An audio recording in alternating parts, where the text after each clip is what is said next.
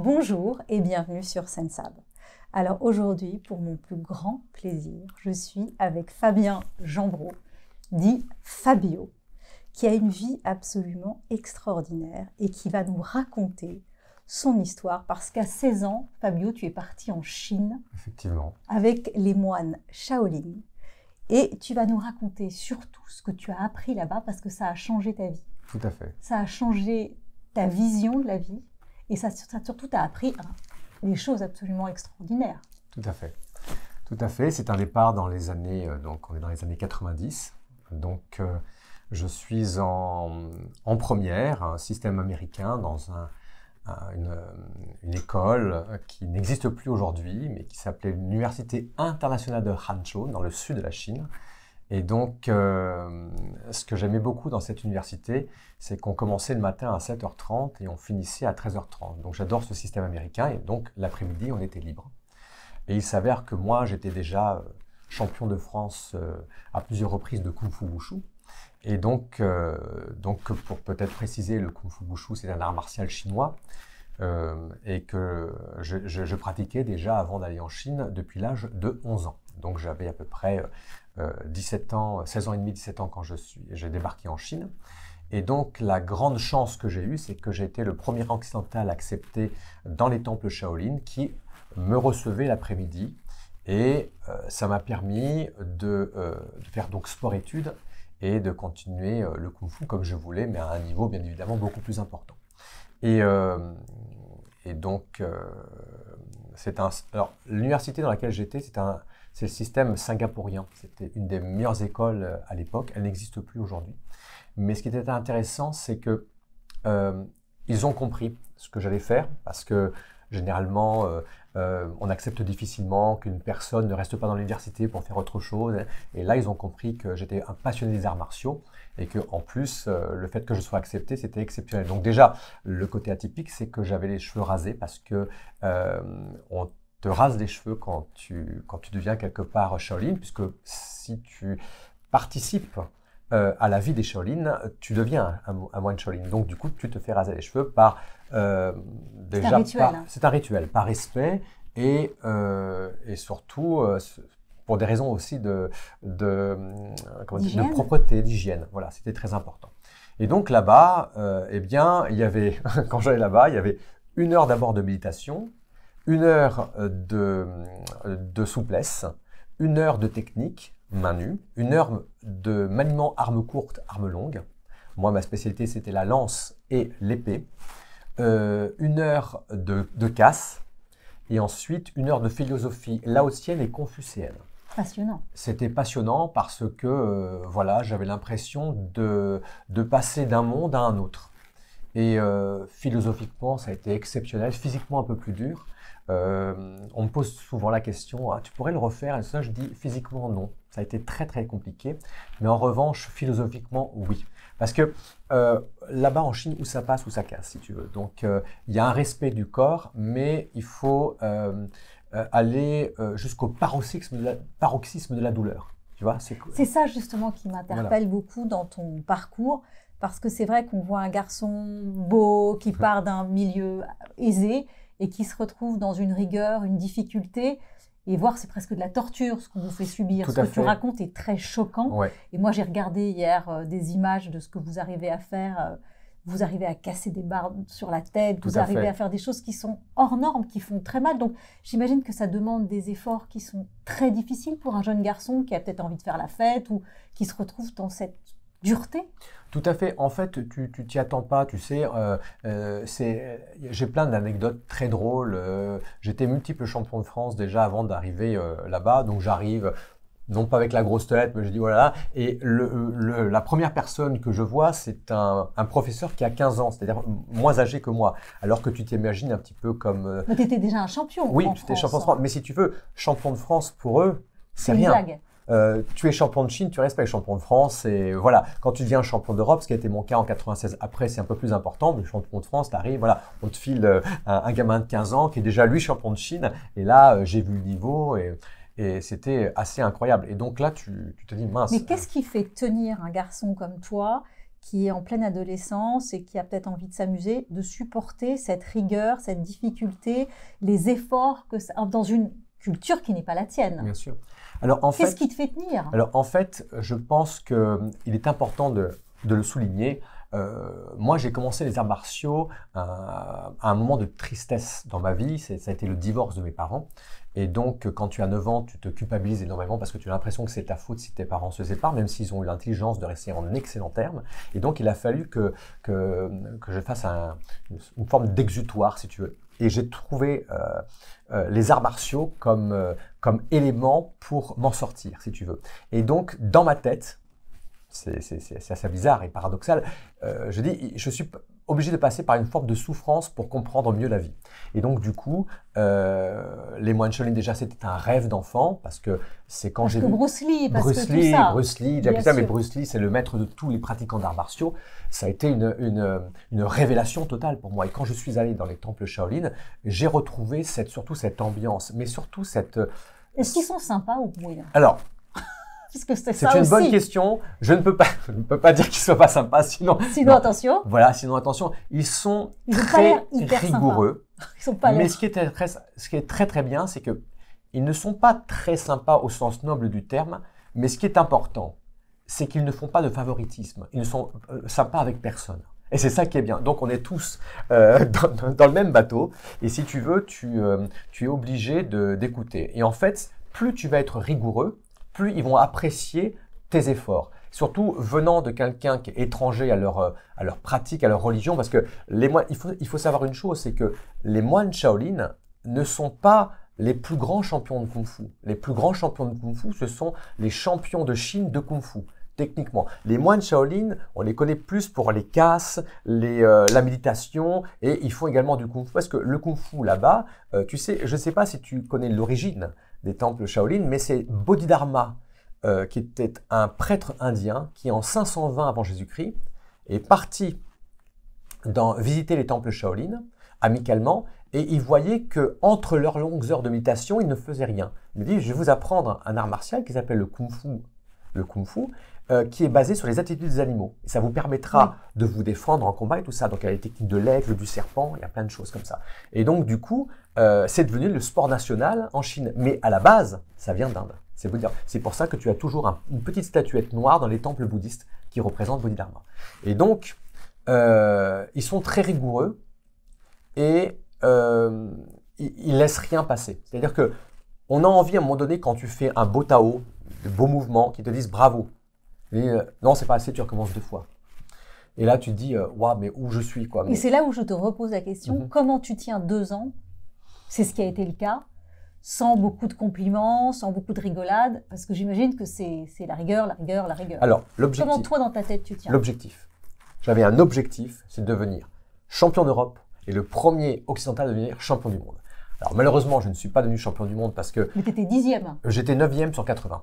Bravo. Mais je pense que si je n'avais pas eu ma blessure au niveau des ischio-jambiers et blessé de partout, j'aurais pu être dans les 3 premiers mondiaux, le premier. Mais parce que mon maître en France est une femme qui s'appelle Zhang Xiaoyan, qui a été 7 fois championne de Chine et 7 fois championne du monde de Kung Fu. C'est la plus titrée de tous les temps. D'ailleurs, on l'a surnommée la reine du serpent. Et c'est grâce à elle que j'ai pu faire tout ça. Ça a été une expérience avec cette femme extraordinaire.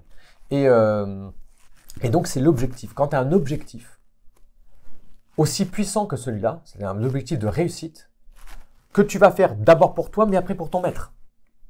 Tu te dis, tiens, là, il y a un objectif supplémentaire, c'est-à-dire que je vais m'entraîner dur pour mon maître en France, mais pour mon maître en Chine qui prend le temps de m'apprendre, alors que normalement, il ne va pas accepter d'occidentaux, tu vois.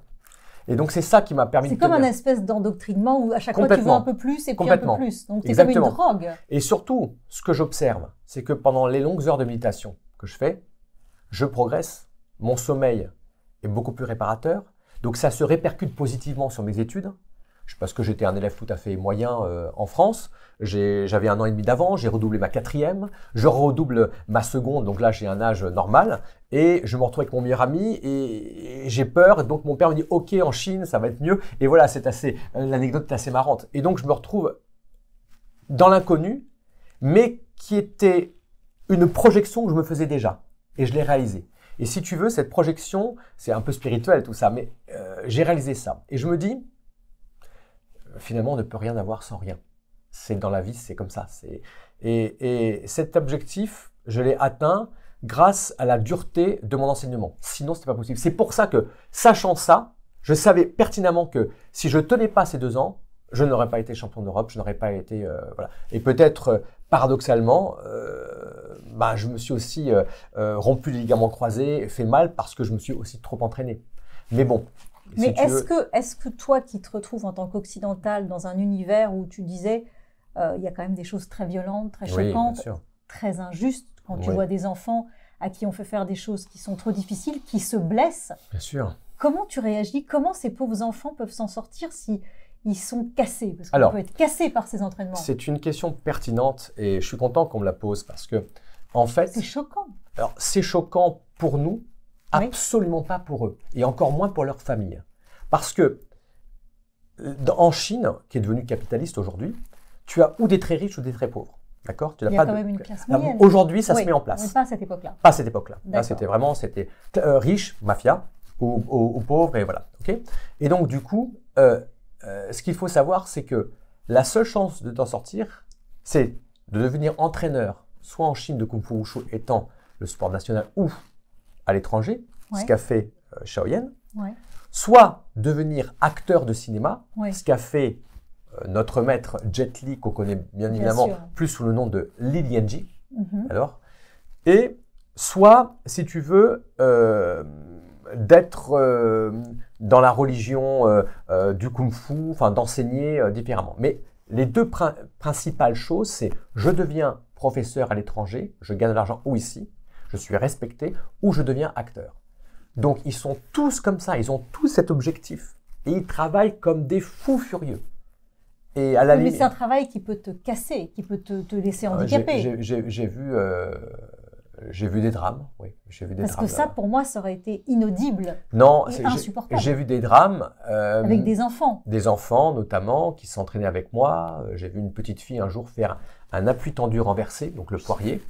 Et il fallait qu'elle tienne 3 minutes. Elle a tenu 2 minutes 20. Et je me rappelle que le maître lui a asséné un coup de pied dans le dos. Elle a roulé vers moi. Et donc, Et j'imagine qu'elle pleurait ou qu'elle était… Non. Elle est revenue. Moi, j'ai voulu casser la gueule au maître. Mais normal. Et donc là, il y a 500 personnes avec des sabres et des épées qui sont venues vers moi. Et là, je me dis, ils vont me tuer. Parce qu'on ne parle pas au maître comme ça. Et même si le maître bien évidemment, est injuste et violent. Bien sûr. Parce que c'est de la violence. Alors, pour nous, c'est injuste, mais pour eux, non. Parce que plus il va être… C'est assez paradoxal tout ça, il faut connaître. Plus tu vas être dur, plus tu vas comprendre que le maître veut que tu réussisses. C'est un petit peu compliqué, d'accord? Non, mais c'est juste une autre mentalité. Et la jeune fille m'a dit, s'il vous plaît, monsieur, n'intervenez pas, ça va être pire. Oh là là. Je ne veux pas que vous interveniez. Ma vie, c'est ce que j'ai choisi. Une petite fille de 7 ans, parler comme ça, avec un langage. Moi, je parlais en chinois, donc je disais, mais comment elle parlait comme un adulte de 30 ans. Oui, elle avait déjà fait son deuil sur d'autres choses. Et d'ailleurs, cette petite fille, pour la bonne nouvelle, est devenue après entraîneur d'une équipe en Chine et a bien gagné gagne bien sa vie. Tant mieux pour elle. Super, voilà. Et donc maintenant, je comprends mieux. C'est une immersion dans un monde qui est quand même très loin du nôtre. Et donc, ça demande, j'imagine, une faculté d'adaptation et une volonté extraordinaire. Tout à fait, il faut une volonté extraordinaire. C'est la raison pour laquelle tu as tout ça autour. Tu as la méditation, tu as les massages, tu as la réflexion. Et l'alimentation, tu parles de l'acide base. Oui, l'acide base. Alors, je suis devenu nutritionniste après. Moi, je prône l'acide base. Pourquoi? Parce que tout nutritionniste qui se respecte sait qu'il faut 70% d'aliments alcalins. Je sais, pour 30% d'aliments acides. Alors, j'ai une question, parce que tout est acide quand même. Tout ce qu'on aime est acide. Alors, d'abord, l'acidité, ma chère Sandrine, c'est là. Voilà, c'est dans la tête. Le stress oxydatif que nous vivons, surtout dans cette période anxiogène que nous propose malheureusement notre bonne vieille Terre actuellement, entre les guerres et tout ça, va créer automatiquement de l'anxiété. Et l'anxiété va nous rendre acides. Et quand on est acide, malheureusement, on va puiser dans nos réserves minérales alcalines qu'on retrouve dans les dents, les os, les cartilages, les ligaments, pour créer une sorte de couche de graisse protectrice pour enrober les organes vitaux pour pallier les attaques acides. Alors c'est comme ça que tu vas t'acidifier, que tu vas grossir, gonfler, ou alors mal dormir, ou avoir mal aux articulations. Alors quel est l'aliment le meilleur qui est alcalin pour des cures? Alors bien évidemment, l'avocat. Alors bien évidemment, il y a l'avocat, et en plus, il a une double fonction l'avocat, parce que c'est un très bon gras. C'est là qu'on va vers le régime cétogène. Moi, je préfère l'acide base. Le bon gras va tuer le mauvais gras. Il faut le savoir. Donc, quelqu'un qui va manger régulièrement des avocats, qui est un fruit, va maigrir automatiquement. Il y a l'avocat, il y a les épinards, il y a les fruits verts, il y a les légumes verts en général, il y a les fruits en général également. Il y a des heures aussi où il faut les manger. Par exemple, les fruits, tu ne dois pas dépasser 17 heures, tu vois, parce que vers 17 heures, c'est là où ton taux d'insuline est au maximum. Donc, le taux de glycémie va complètement baisser. Ce n'est pas un problème si tu veux.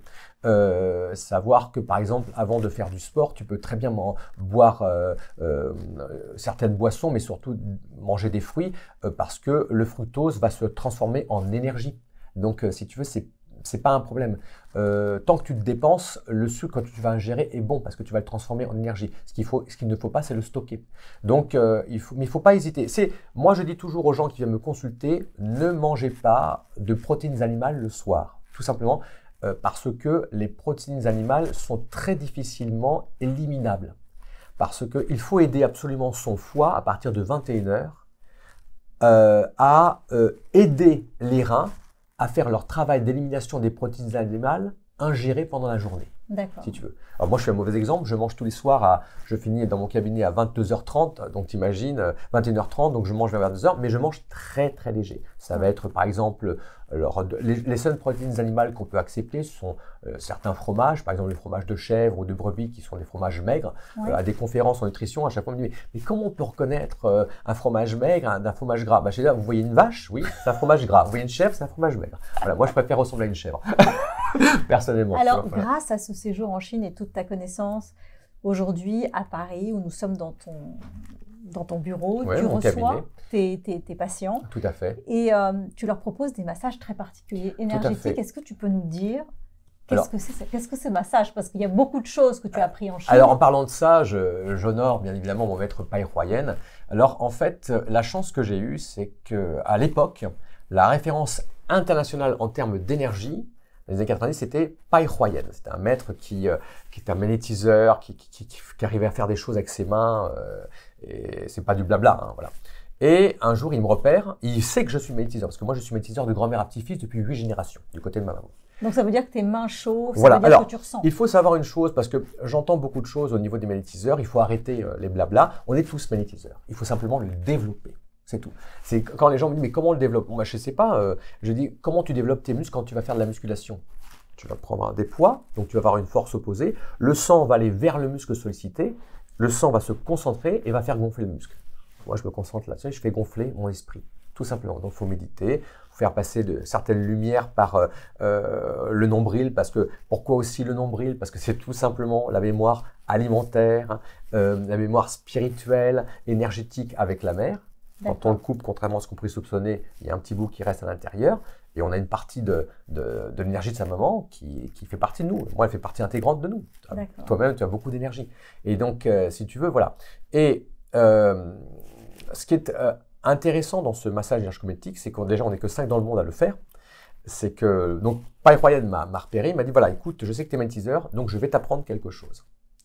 Quelque chose que tu pourras utiliser après en revenant dans ton pays. Et alors, tout le monde rêvait de n'avoir que ne serait-ce qu'une seconde avec lui. Moi, j'ai eu 2 heures par jour pendant 2 ans. Tu imagines la chance que j'ai eue.